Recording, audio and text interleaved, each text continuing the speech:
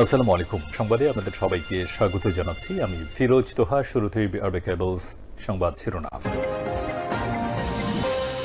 সুখবর, অবশেষে নির্বাচনের আগে বিএনপির প্রার্থী চূড়ান্ত। লন্ডন থেকে ফোন করে যাদের মনোনয়ন দিলেন তারেক জিয়া।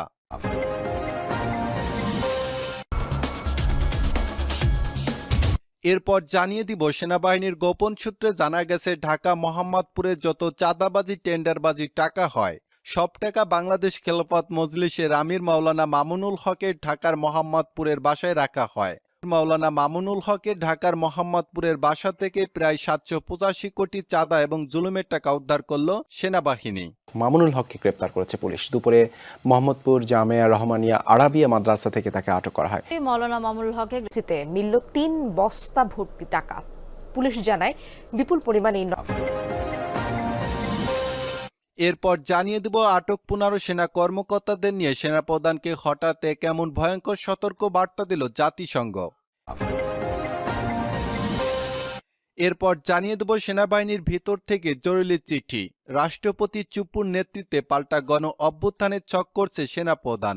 নির্বাচনের আগেই হাসিনাকে দেশে ঢুকাবে সেনাপ্রধান, গোপন পরিকল্পনা ফাঁস। এবং সর্বশেষ জানিয়ে দিব, বাংলাদেশ খেলাফত মজলিসের আমির মাওলানা মামুনুল হকের রাজধানীর মোহাম্মদপুরের জামিয়া রহমানিয়া মাদ্রাসা থেকে তাকে গ্রেপ্তার করেছে সেনাবাহিনীর সদস্যরা। আটকের পর বাংলাদেশ খেলাফত মজলিসের মহাসচিব মাওলানা জালাল উদ্দিন আহমেদ বলেছেন, এটা রাজনৈতিক ষড়যন্ত্র করে মামুনুল হককে ফাঁসানো হয়েছে। মাওলানা মামুনুল হককে গ্রেফতার করা হয়েছে। মামুনুল হক টাকা জব্দ করেছে দুর্নীতি দমন কমিশন। এতক্ষণ শুনছিলেন সংবাদ শিরোনাম, এখন থাকছে বিস্তারিত। বাংলাদেশ খেলাফত মজলিসের আমির মাওলানা মামুনুল হককে দুর্নীতির মামলায় গ্রেপ্তার করা হয়েছে।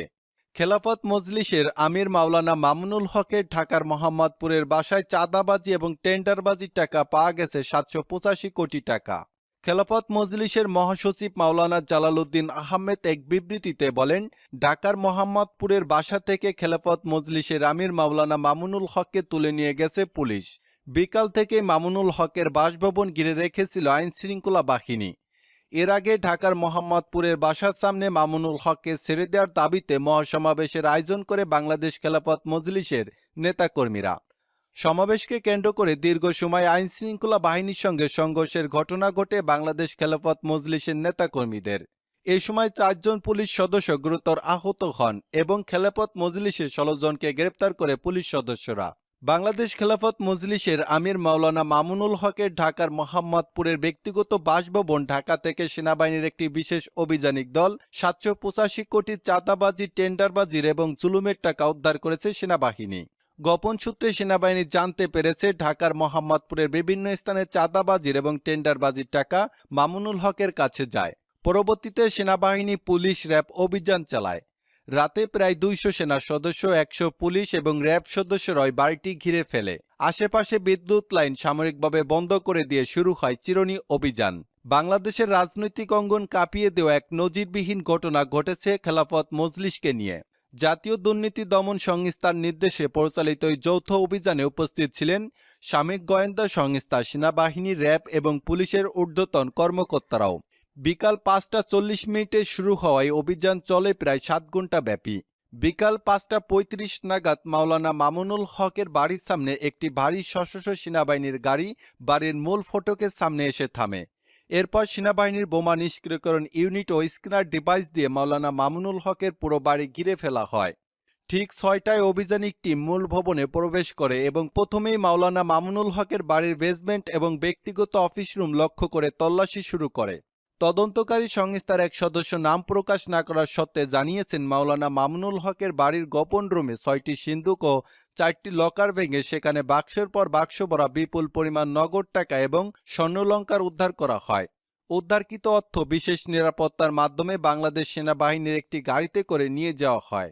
মাওলানা মামুনুল হকের বাড়ি থেকে সব মিলে হিসাব অনুযায়ী প্রায় 785 কোটি টাকা পাওয়া গেছে বলে প্রাথমিকভাবে নিশ্চিত হওয়া গেছে।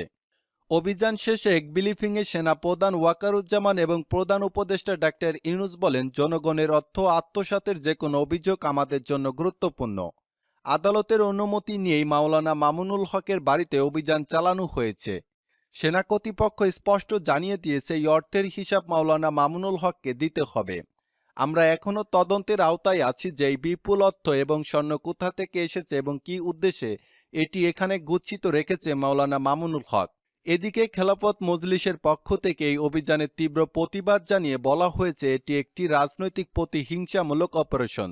দলটির মহাসচিব মাওলানা জালালউদ্দিন আহমেদ এক বিবৃতিতে বলেন, মাওলানা মামুনুল হকের মতো একজন সম্মানজনক ব্যক্তির বাড়িতে তল্লাশি, অপমানজনক আচরণ করা হয়েছে তা নজিরবিহীন। সরকারের মদতপুষ্ট সেনা ও প্রশাসন এভাবেই একটি রাজনৈতিক নেতার বাসভবনে অভিযান চালাতে পারে না। তবে সরকারের পক্ষ থেকে জানানো হয়েছে মাওলানা মামুনুল হকের বাড়ির এই অভিযান সম্পূর্ণ নিরপেক্ষ এবং বিচারিক প্রক্রিয়ার অধীনে অনুমোদিত। প্রধানমন্ত্রীর কার্যালয়ের মুখপাত্র এক বিবৃতিতে বলেন, কেউই আইনের ঊর্ধ্বে নয়। দুর্নীতির বিরুদ্ধে আমাদের জিরো টলারেন্স নীতির আওতায় যে কোনো ব্যক্তি যেই হোক তদন্তের মুখোমুখি হতে হবে। আর সেই প্রভাব সাধারণ মানুষের মধ্যে ছড়িয়ে পড়তে শুরু করেছে।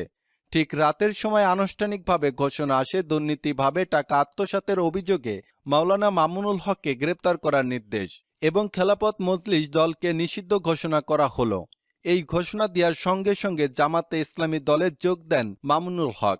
বাংলাদেশ জামাতে ইসলামীর আমির শফিকুল বলেছেন, মাওলানা মামুনুল হক আমাদের ভাই, তাকে জামাতে ইসলামী সচিব করা হবে। এবং আমির শফিকুল বলেন, জামাতে ইসলামী দলের ভেতরে কোনো নেতাকর্মী চাঁদাবাজি, টেন্ডারবাজি অথবা কারো কাছ থেকে জুলুম করে টাকা নিলে প্রমাণসহ ধরিয়ে দিন। তাকে দল থেকে বহিষ্কার করে দেওয়া হবে এবং তার বিরুদ্ধে আইনি ব্যবস্থা নেওয়া হবে।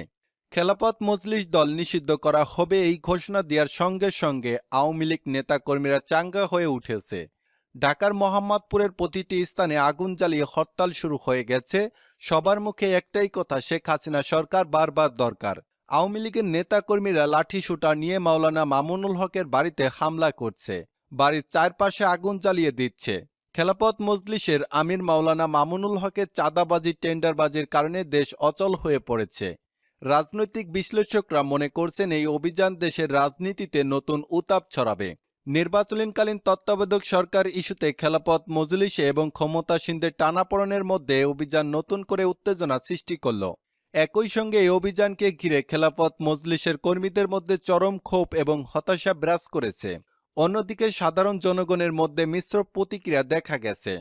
কেউ কেউ এই অভিযানকে জনগণের টাকায় লুটের বিরুদ্ধে দৃষ্টান্তমূলক পদক্ষেপ হিসেবে দেখছেন, আবার কেউ একে রাজনীতিক খেলা বলেও সন্দেহ প্রকাশ করছেন। সাংবাদিক ইলিয়াস হোসেন বললেন, এমন সময় এমন একটি অভিযান দেশের রাজনৈতিক অঙ্গনে বহুমাত্রিক প্রতিক্রিয়া তৈরি করবে। এখানে যদি যথাযথ তদন্ত ও বিচার না হয় মাওলানা মামুনুল হকে, তাহলে জনগণের আস্থা আরও দুর্বল হবে। উল্লেখ, গত 2 দশকে খেলাফত মজলিসের আমির মাওলানা মামুনুল হকের বিরুদ্ধে দুর্নীতি, টেন্ডারবাজি ও বিদেশি অর্থ পাচারের অভিযোগ একাধিকবার উৎপাদিত হলেও আজকের মতো স্পষ্ট প্রমাণসহ এমন কোনো উদ্ধার কাজ এর আগে সামনে আসেনি। বর্তমানে উদ্ধারকৃত নগদ টাকা ও স্বর্ণলঙ্কার সামরিক হেফাজতে রাখা হয়েছে এবং উচ্চ পর্যায়ের তদন্ত কমিটি গঠন করা হয়েছে। আগামী 72 ঘণ্টার মধ্যে বিস্তারিত প্রতিবেদন জাতীয় দুর্নীতি দমন কমিশনের কাছে জমা দেওয়ার কথা রয়েছে। সেনাপ্রধান ওয়াকারুজ্জামান কয়েকদিন আগে বলেছিলেন, দুর্নীতি দমনে কারো প্রতি রিহাই দেওয়া হবে না। বাংলাদেশ খেলাফত মজলিসের আমির মাওলানা মামুনুল হকের বাড়িতে অভিযান চালিয়ে টাকা উদ্ধার করে তিনি সেই প্রতিশ্রুতির বাস্তব প্রমাণ দিলেন। এত বিপুল অঙ্কের নগদ তথ্য মাওলানা মামুনুল হকের বাড়িতে পাওয়া মানে গোটা খেলাফত মজলিসের নেতাকর্মীদের অর্থনৈতিক দুর্নীতির চিত্র এখন প্রকাশে।